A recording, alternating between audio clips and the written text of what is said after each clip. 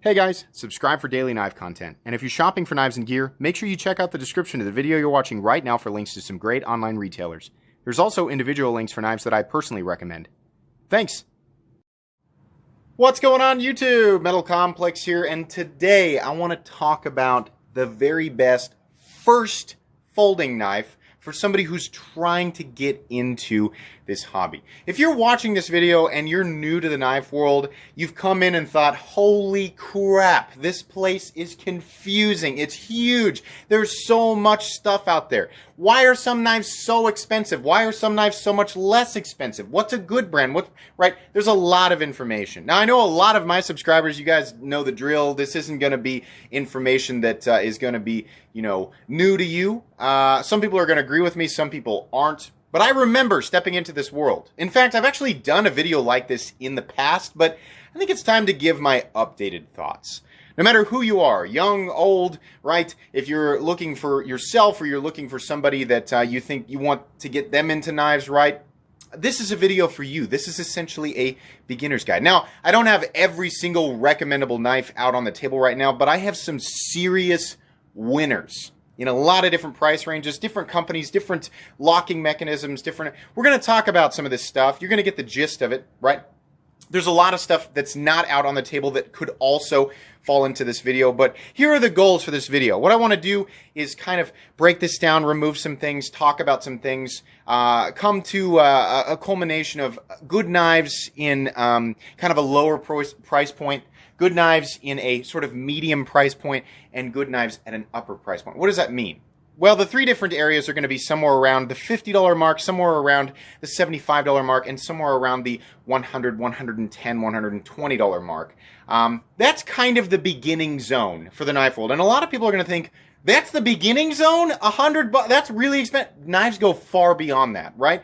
But it gets substantially more confusing as you go up. So starting with the right stuff, stepping into this world in the right way, or at least from my perspective, I think is really, really important. I think that I can, clear some things up and help people make the right decision. I will link a lot of this stuff right down below so that you can check it out if you're wanting to, do that for yourself during or after the video.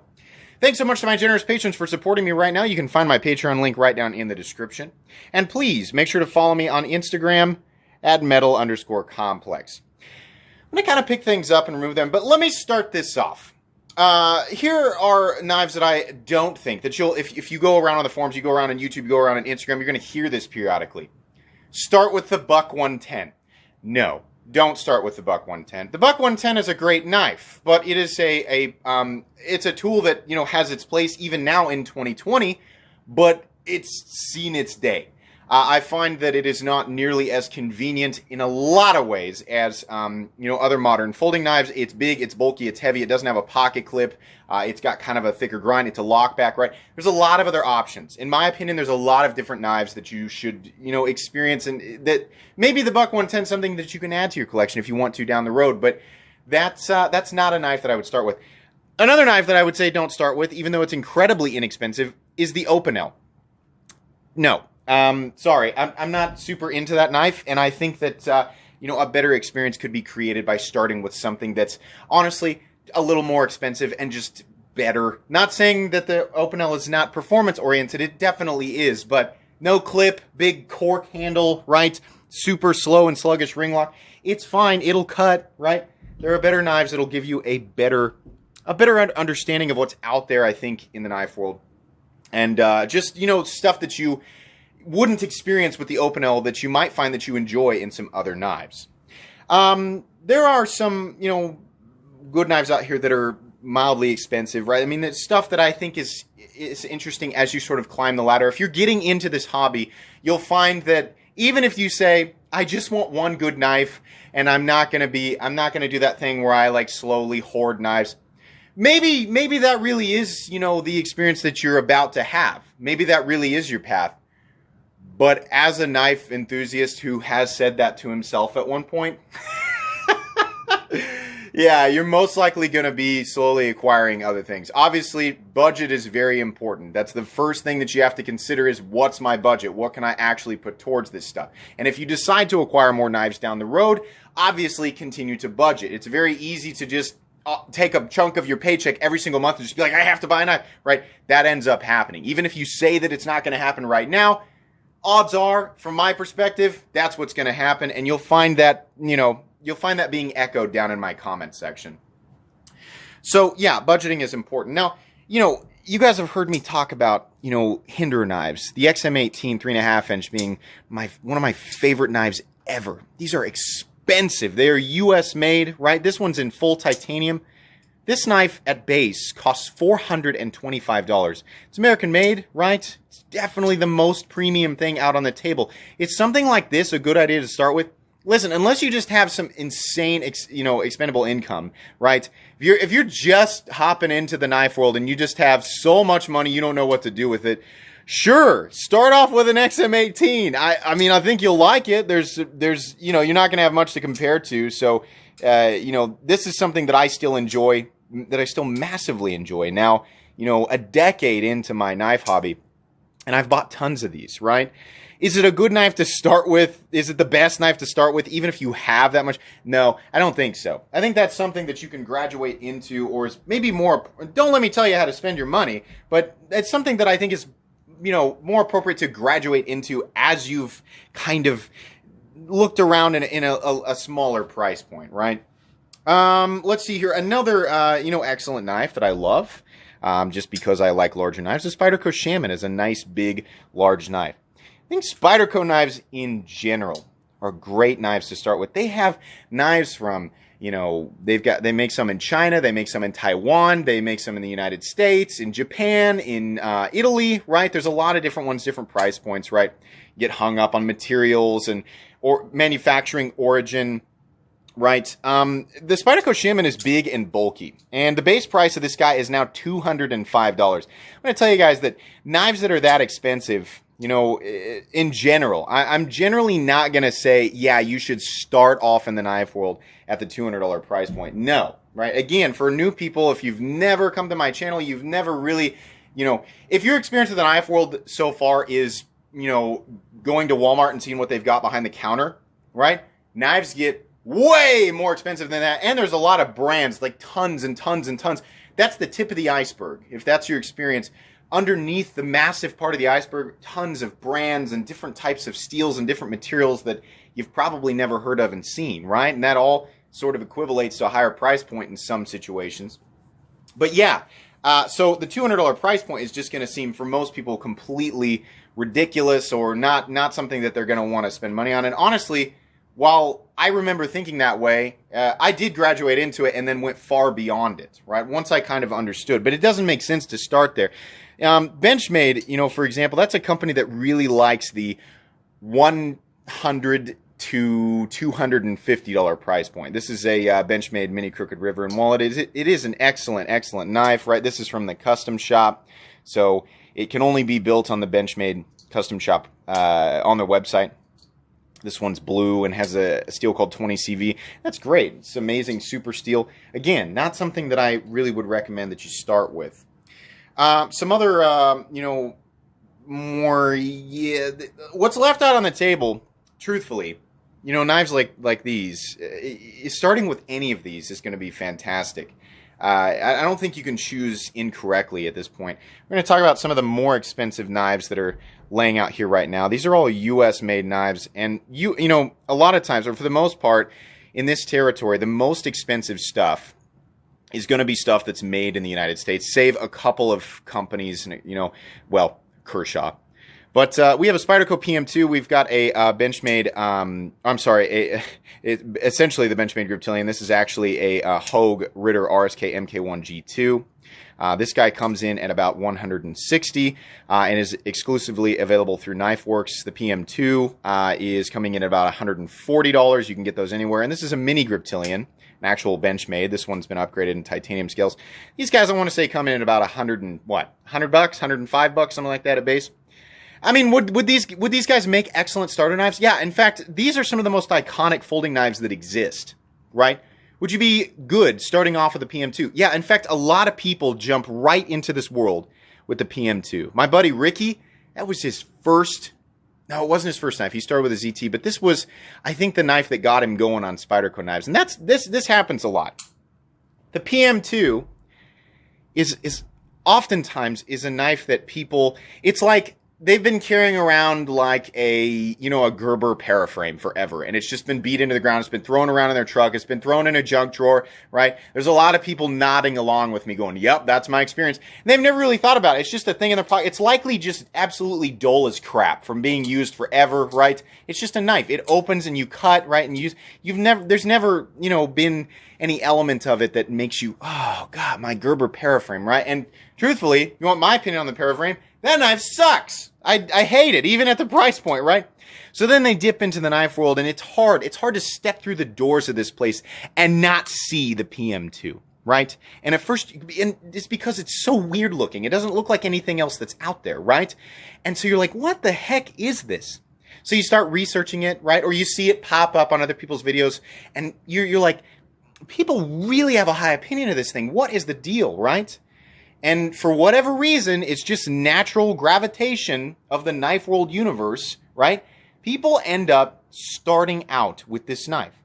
Is this a good first real, right? Heavy quotes there, real. Don't take anything I say as absolute law or fact. This is just my opinion. Is this a good, real first knife or starter knife? Sure, absolutely. But if you get here, there's a whole bunch of other stuff that you might have missed. You might find that you enjoy just as much or even more, right? That doesn't cost nearly as much, right? Do you need to spend $140 to get a good baseline? Because let me tell you, if you start off here, here's the problem with starting with the PM2, right? You're going to get that compression lock. You're going to get the opening hole, right? You're going to experience true fidget factor for the first time. You're going to experience some ergonomics that, yield just a better grip in certain scenarios. It might be a more enjoyable experience while you're using the knife for a bunch of different things over something like whatever's been in your pocket for years, like the Gerber paraframe, right? You're going to miss some things, and it's going to jettison you into the enthusiast knife world. This is a dangerous place to start with the PM2. It's great, and you're probably going to have an excellent experience, but that's like jumping out of the helicopter and not landing on a flat surface. That's like landing on the slope of a mountain. You seen those videos where the guys jump out of a helicopter with skis or a snowboard, and they're already going down the mountain? That's what it's like to start off with the PM2. It's just, and there's, it's just insane. Starting off with something else is more like, just like hopping off of a short ledge onto a nice cushiony flat surface, right? It can definitely be overwhelming. So the PM2, right, and the same thing with the Para 3. The Para 3 is my most carried EDC knife ever. I love this thing. This one's in max, and it's much more expensive. Let's say these guys. Actually, I think the PM2 starts off at 150, and this guy starts off at 140. It's the exact same thing. It's just smaller, right? Which one's better? There's better or worse. No, it's just one's bigger, one's smaller. That's all it is, right? Bigger does not mean better. It's easy to think that. Knives must get more expensive as they get larger. No, that's not how that works. It's just preference, right? Same thing. Mini Griptilian, you experience fidget factor in the same way. Same way with the Ritter Hogue, right? These axis locks, right? Some people find that they just love the axis lock. You pull back on it, right? And this is the Able lock. The patent ended on the axis lock, so now companies like Hogue can use this. You'll see it. It's not exclusive to Benchmade anymore. But some people find that the combination of a thumb stud and an axis lock is there. That's where that's neat. I love how that manipulates. They find this newfound joy in knives altogether simply because of the axis lock. A lot of people, I'm sure, nodding along with me there. But again, it's all the same kind of story. You're jumping in at such a high price point, you might be missing out on some really good stuff at a lesser price point that might create a better foundation for what value is to you, right? A lot of people, the question is, what's a good value folding knife? That sounds like a totally reasonable question. The problem is what's churned out the other end from the knife community is absolute insanity and chaos. In fact, if you look down in my comment section right now, you're going to have about 1 billion different opinions on what a good value knife is. There's going to be the typical guy going, nobody ever needs to spend more than $20 on a knife because it's simply a full utility cutting tool, and the enthusiast knife world has fetishized all of these different totally unnecessary elements. There's going to be a big long paragraph. You're going to do the same thing that I do. You're going to read about 10 words of it, and then you're going to, you know, that guy's going to be down there. That guy's in every single knife video. I think his name's Bill. Bill is underneath every single knife video that exists, and he's typed us up a big long book of his opinion. That guy exists, right? The truth is that there are elements. We are human beings, and we, for whatever reason, most of us like to, you know, enjoy things on, we're not robots, right? So we're not like, this is a tool, I will use tool to complete set tasks. Some people like to pretend that they think like that, but because we're human beings, we do find enjoyment in things that go beyond utility. We appreciate things like the finishes, right? Or the contouring, the color, right? You know, even people who, you know, are colorblind, you know, there's other elements, you know, different, the senses, touch and sight and sound. Those are the three big ones as far as the knife world goes, and those absolutely do influence whether or not you appreciate something more or less. And, you know, elements like that are present more or less at different price points, right? So Bill down there typing up that big long thing, right? Bill is probably full of crap, and either he hasn't experienced anything that has really, you know, hit that trigger for him, right? Or it's just an elitist thing, and he wants everybody to know that he's, you know, the most economic utilitarian, you know, being in existence, and he's made the best use out of his $20 knife over the last 400 years or however long he's been around. But yeah, that's not going to be helpful. You're also going to have people telling you that quality in folding knives can't be found unless you spend $200, $300, $400, or that's where the real knife world begins, right? Everybody has a different opinion. You're listening to one of them right now. You're just listening to one opinion. But I've handled so many things from, you know, up the crazy part of the $2,000 part of the knife world back down to the $5 part of the knife world. You know, I've handled so much, and I remember going through this, right? So I understand multiple perspectives. I want to be helpful with this. What's left on the table, I think, are truly, truly excellent starter knives, right? The QSP Penguin D2 steel and micarta coming in at about $30. The legendary Ontario Rat Model 2 coming in D2 steel in the nylon scales. What are these? $37, something like that. CJRB Feldspar coming in at about $37. Contour G10. Liner lock running on bearings with thumb studs, right? What's bearings? Internal pivot system is either, generally speaking, in today's knife world, running on bearings, which creates very smooth action, but you have a disadvantage if you're working in a dusty or dirty environment. Debris can get inside the pivot and potentially slow it down. Phosphor bronze washers, which I believe, no, this guy's still on bearings. Phosphor bronze would be this guy. Yeah, the Spyderco Sage 5 is running on phosphor bronze. In this case, we're actually still getting an incredibly smooth action, but because of the nature of phosphor bronze washers and being flat up against the surfaces, and because of what they are, they keep debris out of the pivot, they keep the thing running continuously. If you're really going to get your knife dirty, it's really going to be, you know, in a mess most of the time. You might not get the same action as bearings, but it's going to be a little bit more of a durable setup. And then you have nylon, which some of these knives have a combination of phosphor bronze washers and nylon, right? Sometimes that can be kind of an in-between. It can create an extra smoothness, and it has some of the durability of phosphor bronze, right? But it's also not as durable, like physically, like they can tear versus bearings or phosphor bronze, right? So that's generally the least preferred of the three, but they do work, right? My Rat has really been through it, and it's got a nylon washer in there in combination with phosphor bronze, and it's done just fine. Speaking of that, this is the Ontario Rat Model 1 and D2, another incredibly legendary and iconic knife. It's hard to miss this knife coming into the knife world. You know, you step through the door and someone's like, welcome to the knife world, here's a Rat number 1, right? That's just how it is. It's like shoved in your face immediately, which is largely what this video is doing too, right? He's coming in about, in D2 they come in about 40. There are lesser expensive versions of this in AUS 8 that come in, you know, less. AUS 8 steel, and it's a different. I got videos on steel as well. Better to go with the D2 versions. CJRB Rhea, incredible option for a really lightweight, sort of compact office carry knife. This one runs on bearings, has a single thumb stud, right? Excellent choice. These come in at about 37 or so. And I think you can get these in 12C27N or the new ARR PM9. Don't worry so much about steel, right? There are good and bad steels for sure, but largely what you're going to find in today's modern knife world and what you're going to hear echoed on channels like mine are D2 is a good steel to start with. There are some other ones out there. D2 is a good steel to start with. And fortunately, if you look around, you're going to find that a lot of the stuff that you're looking at in this price range is D2 steel. If it's not, of course, ask questions appropriately. There are far too many steels in any one section of the knife world for anybody to cover in a single video. So it's one of those things where you got to ask questions. The Civivi Ortis. Oh boy, this is excellent, excellent. This is in a 9CR18 MOV steel, which is again a good steel for this price range. Absolutely nice flipper that runs on bearings. Has the little, the fuller in there that you can use, or just the thumb slot that you can use as an opening or means of deployment there.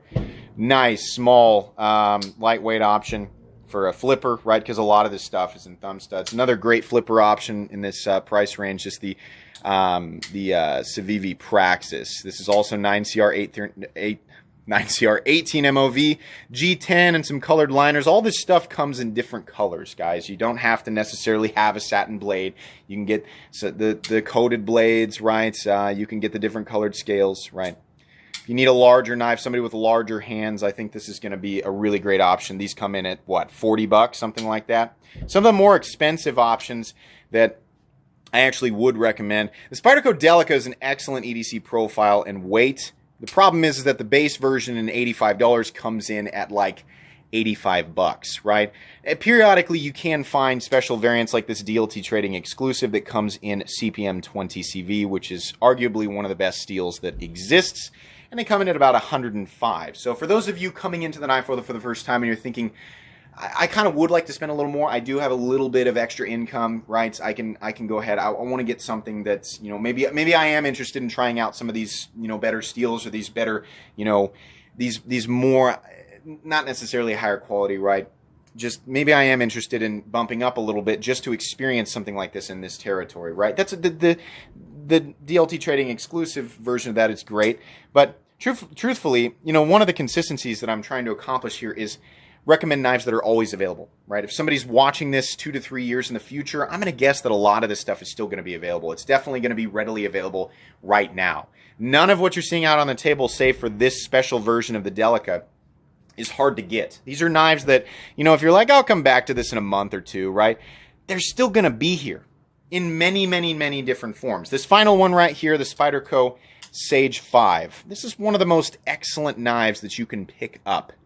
On top, on right beside the lightweight version of the Spyderco PM3. Not this version, but the lightweight version, which I think actually comes in CTS BD1N. I think maybe it's S30V. I can't remember.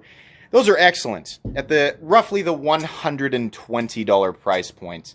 This is also one of the most, in my opinion, one of the very best EDC folding knives that has ever existed in general. Right? This might be the most expensive knife that I would actually recommend to a newcomer in the knife world. Sage 5, right? So what's the best? You said you were going to say what the best was. Let me reduce this down a little bit. Draw this back just a little bit. Give you guys some true winners. Absolute true winners. Tell you guys what I think here, and then I will tell you what I think is the absolute best starting folding knife in existence. So we're missing one out here because what a lot of people are seeing is, okay, we're seeing roughly the $40 to $50 price point, and then you're seeing like this $120, the higher price point. Where's the mid-range? There's one knife that I don't have out here that I always tell people is a nice option if you want to go a little more than this territory, but less than this territory, and that's the Kershaw Bare Knuckle, which I will probably have an image up for you guys right now. $75 roughly. It's a US-made folding knife. Aluminum, and I think it's 12C27N, which is perfectly acceptable at that price point. It's an excellent knife for 75 bucks, mainly because it's US made, and it's also a great example of modern folding knives on, bearings and with a flipper tab. A lot of new stuff has come out since these guys came out, right? It's more of the same stuff. The knife world has existed kind of in the same. We get more refined. We get some interesting profiles and things like that, but there hasn't been any sort of major revolutionary change in this territory, the $40 to $120 territory that I'm describing right here, which again is just catered towards my opinion. But yeah, the Kershaw bare knuckle is definitely in there. I wish I had that knife here to share with you guys as an example today, but it is absolutely in that territory. In the lesser expensive territory, the Ontario Rat number 2, it's just, how can we argue with this? I mean, these are so durable and so dependable. They have an excellent grind. They're easy to manipulate. Fit and finish is okay, right? Downside is they have a lot of hardware. They do have a nylon washer in there, and you don't always get perfect centering, but I do have a video on how to center your blade, and it'll work on the Rat if you happen to have one that's off-center, or any knife that's off-center. Civivi Ortis, absolutely, 100%. This one's going to be a little bit more modern, I think, of course, than the Rat 2. Flipper running on bearings. Not everybody likes a flipper, though, right? But it's an excellent example of what you can get as far. I mean, because a lot of people are going to tell you, oh my gosh, value. You know, we're talking about value. That has, you know, the bearings. That has the, you know, the modern-looking profile. It has the contouring. Okay, but that might be value to you, right? But some people legitimately don't care about that stuff. Some people don't care about bearing action, right? Or that snappiness. Sometimes people don't care about that until they've kind of graduated into a part of the knife world where they find that that is meaningful to them.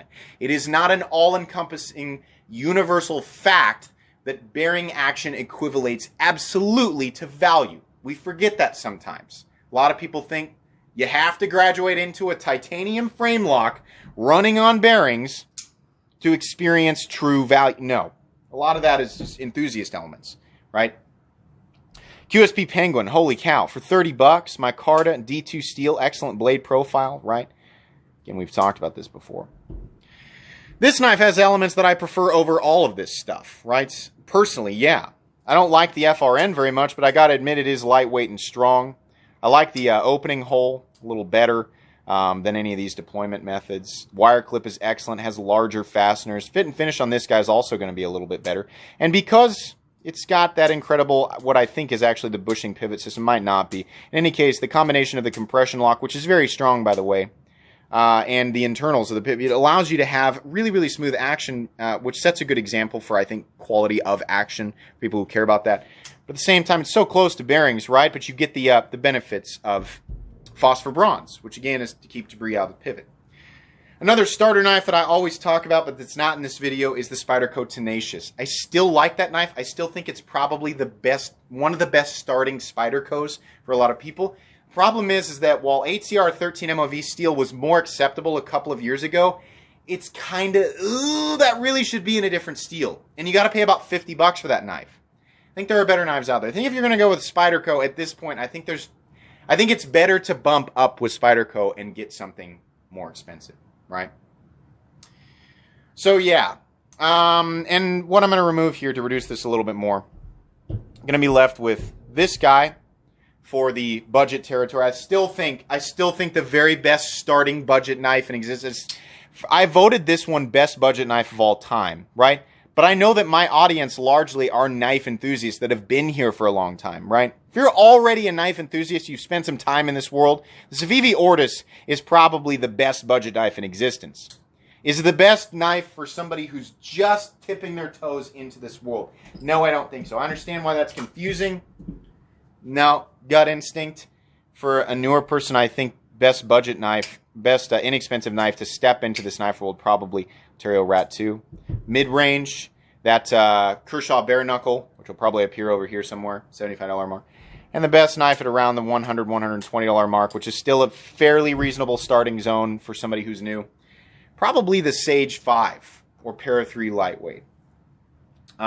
Sage 5 lightweight, that is, right? Because they get more expensive with G10. It's also S30V. It's the only actual super steel out here. So what's the best between those three? It's the Rat. This has been like the top voted. I know a lot of my audience is like, oh, boo, you're just telling us the same thing. Shut up. I still think that this is the best. I still think this is the very best starting folding knife ever. If you're new to the knife world, here's the thing. If you have huge hands, if you have truly huge, here's the thing. I wear an XL glove, guys. XL glove. That doesn't mean anything. That doesn't mean I have truly large hands. It just means I've got a fairly normal sized, hand. I can get a full 4-finger grip on this guy. Choked back, choked up. Yeah, you don't necessarily need to go with the bigger one. If you have truly monstrous hands, which means if you're something like 6'3" to 8 feet tall, maybe you would need to get, if you're 8 feet tall, your hands are probably too big for the vast majority of folding knives in the knife world. But if you have truly XL hands, right, you don't necessarily have to be that tall to have huge hands. But if you really think that your hands are going to be too big for that guy, then yeah, go with the larger one, right?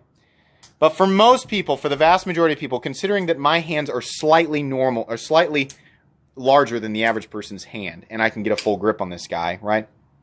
And because of legality stuff, blade length on this guy coming in at sub 3 inches, which is great for a lot of people who don't know. That's a limitation here in the United States, which is where the vast majority of my audience is. That's going to be great. It's also lightweight. It's got a good pocket clip, nice and smooth, excellent blade profile. This is, in my opinion, still to this day, the very best knife that somebody could possibly pick up wanting to get into this knife world, wanting to just tiptoe into it, right? Trying to be cautious. This is the knife to start with. You can't go wrong with a lot of this other stuff that I had out here, guys. Any of these things that we talked about today, which again, will all be linked right down below. You can't go wrong with this stuff. It's all great. Still getting everything out here. It's all great. Can't go wrong. A lot of people who own these, they're going to be nodding along and agreeing with me, right? But I think this one is probably going to be the best. And again, there's a lot of stuff that I didn't show that could fit into this video, but even considering everything else that I've handled, which is a lot, total upload count on this channel is over 1,600 videos. I've handled a lot of stuff. I still think the Rat 2 in D2 steel, pick your color, coyote, black, carbon, well, the fake carbon fiber or laminate, whatever it is, right? The OD green, pink, freaking white. They've got a whole bunch of different ones. Orange, whatever. Pick the one that you want. D2 steel, something around $37. That is the absolute best starting folding knife for a newcomer in the knife world. Guys, I hope this was informative. I hope it was entertaining. Like I said, everything's going to be listed right down below. Please make sure to follow me on Instagram at metal_complex. Guys, if you enjoyed this video, please leave a like. If you'd like to check out my other content, I do, of course, have lots of videos of knives that are either expensive or inexpensive that I do or don't like, so check those out. And if you enjoy all my content, go ahead and click on that Metal Complex logo right there and subscribe because there's definitely more coming. Thanks again for watching, everybody, and have a great day.